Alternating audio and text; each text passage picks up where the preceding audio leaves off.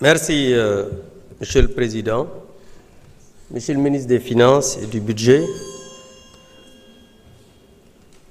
Monsieur le ministre chargé des Relations avec les institutions, mes chers collègues.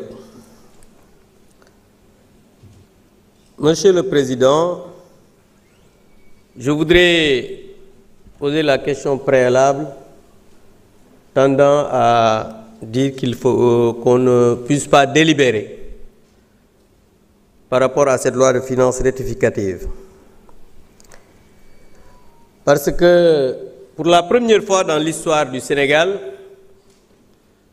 on a voté une LFI sans débat. Le Premier ministre est venu ici, on a voté une LFI sans débat. Aujourd'hui, on vote, ou bien on va voter une loi de finances rectificative dans la même année, en procédure d'urgence, que vous avez toujours dénoncée. Et examinant le projet de loi de finances rectificative 2025, on constate un sérieux problème de gouvernance économique et financière, avec un régime plus soucieux de son confort que de l'épanouissement des populations. On exige des explications créditées sur la destination de 10 200 milliards contractés en 14 mois d'exercice, dont 4 500 milliards en 2024 et 5 700 milliards prévus en 2025. À titre de comparaison, sous le régime précédent, de 2019 à 2024, le besoin total de financement en 5 ans, je dis bien en 5 ans, malgré la pandémie de Covid-19, la guerre en Ukraine et la flambée des prix avec une inflation importée et les projets structurants majeurs s'élevaient seulement à 10 150 milliards en 5 ans, y compris, soi-disant, la dette cachée que nous contestons jusqu'à présent parce que le gouvernement accusateur, jusqu'à présent, ne donne pas ses preuves. Aujourd'hui, li may wax rek mooy man dama jàpp ne waruñu délibérer, dañu war a dàq débat bi même bu jaree session extraordinaire ñu def ko. Lu tax Sénégal 60 ba léegi ñi ngi voté doog a voté loi de finance boo xam ne amul débat. Premier ministre moo ñëw fii. Honorable. Oui, ci wolof laay wax président. 5 minutes yu jotagul déglu ma rek. Oui. da nga wax ne da nga def appel au règlement. Oui. Article 74. Absolument. waxal ndax da nga bëgg ñu délibérer wala ñu bañ a délibérer nga dem ci question bi gaaw. mais dañ ne tactique bi ngay utiliser pour wax ci yëf yi ñëpp xam nañ ko bul abuser. ñëwal ci yëf yi rek directement. Président, je peux motiver verbalement ma demande. loolu la règlement bi intérieur bi wax je motive verbalement ma demande. yow demande bi ak li ngay wax ni yàlla ak yàlla. mais ñëwal ci yëf yi. non mais damay wax lan moo tax bëgguma ñu délibérer loolu kay tubaab la. waaw waxal gaaw. voilà li may wax kay maa ngi continuer dama ne. bëgguma ñu délibérer parce que 5 ans yi nga xamante ne nii ñun moom lañ fi defoon 10 100 milliards la ñu leb. yéen ci ñaari at ngeen bëgg a leb lu ëpp 10 200 milliards ñu ne loi de finance dañu ko voté sans débat ñu ñëw bëgg a voté loi de finance rectificative en procédure d'urgence ñu ne ci condition yooyu nga xamante ni nii yéen da ngeen a waxoon jubal jubanti waaye fi mu toll nii jubadi lañu gis lëndëmal ak bëgg confort personnel maanaam alal ji nga xam ne moom la askan wi di jël seeni déem ak seen Dakar ngeen jël ko di ko wëndeeloo ko taxawaalu te loolu dañ ne dafa war a jeex fii ci réew mi. donc loolu moo tax ma jàpp ne lii dañ ko war a dàq bu fekkee jar na session extraordinaire ñu def ko parce que ñoo xam ne jubaluñu dañoo dëng jubuñu jubbantiwuñu dañoo lëndëm waruñu war a tax dañoo war a wax xaalis bi fan la dugg ba pare ñu doog a délibérer pour voter cette loi de finances rectificative loolu laa bëgg man. jërëjëf jërëjëf Monsieur le Président de la Commission des Finances, souhaitez intervenir?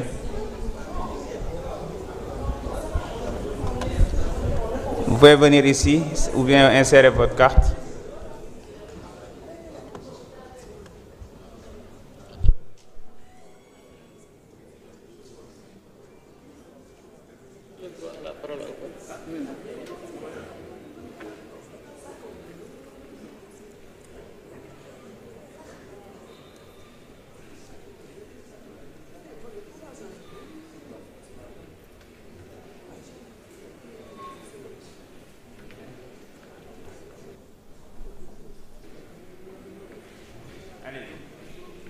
Voilà, merci beaucoup, Monsieur le Président. Moi, je pense que nous sommes venus pour liguer. Vraiment, nous sommes venus pour tchahan.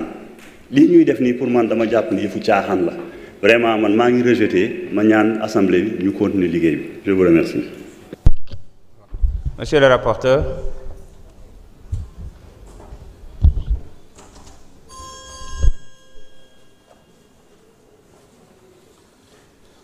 Merci, Monsieur le Président. Merci, Monsieur le Ministre. Vos observations ont été notées et sont intégrées dans la version finale. Merci beaucoup. Monsieur le Ministre.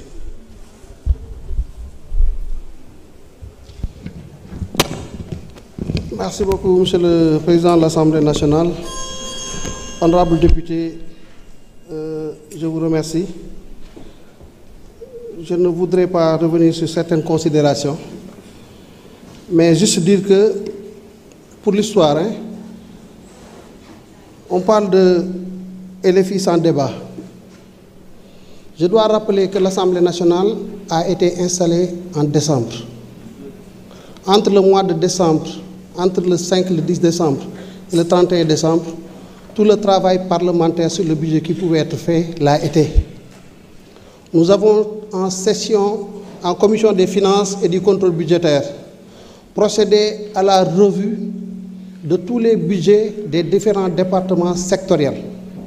Des débats très intenses et je pense que pour l'essentiel, les députés ont répondu présents à cet exercice-là. Maintenant, le 28 décembre, on venait de boucler le travail et il était manifestement impossible de tenir les sessions plénières ici. C'est exactement cette partie-là qui n'a pas fait l'objet de débats internes ici à l'Assemblée nationale. Mais pour le reste, essentiellement, tous les députés sont conscients que le travail a été fait de la façon la plus rigoureuse. Tous les ministères ayant fait le déplacement et ont répondu aux questions des honorables députés. Sur l'interpellation par rapport aux 10 000 milliards, je pense qu'il faut du sérieux. Je crois aussi qu'il ne faut pas nous amener à parler d'une certaine façon. Ce n'est pas la vocation du ministère des Finances de parler d'une certaine façon. Ce travail-là, il est très sérieux. Il a répondu à des exigences que tout le monde connaît. Les chiffres qui ont été présentés ici sont des chiffres totalement erronés. Ça, on ne reviendra pas sur ça. C'est des chiffres totalement erronés. Et allez savoir d'où viennent les 10 000 milliards. Les 10 000 milliards ne relèvent pas de la responsabilité du gouvernement actuel. Et c'est ça la vérité. C'est ça la vérité. Nous sommes ouverts pour qui veut à faire un travail contradictoire et montrer dans le détail l'origine de tous les francs qui sont dans le besoin de financement. Et la responsabilité, voudrait qu'on l'affirme avec force, c'est de la responsabilité du régime passé. Et c'est ça la vérité. jërëjëf monsieur le ministre dañuy jëm ci woote doo revenir de dañuy dem ci voter